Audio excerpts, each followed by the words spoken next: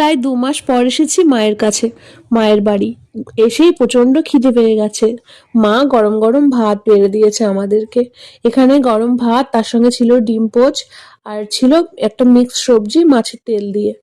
আর তার সঙ্গে করেছিল মুগ ডাল আর 2 রকম মাছ।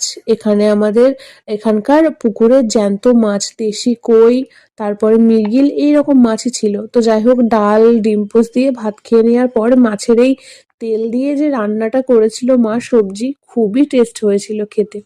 আর তারপরে ছিল কই মাছ।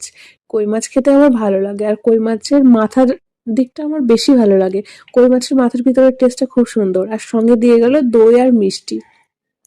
তারপরে নিয়ে নিলাম একটা ওই মৃগেল মাছ। তো আজকে দুপুরটা এই দিয়েই কমপ্লিট করলাম। আর শেষ পাতে একটু মিষ্টি, বোন বাড়ি আসার সময় মিষ্টিও নিয়ে এসেছিল। তো মিষ্টিটা দিয়ে আর দই দিয়ে আজকে দুপুরটা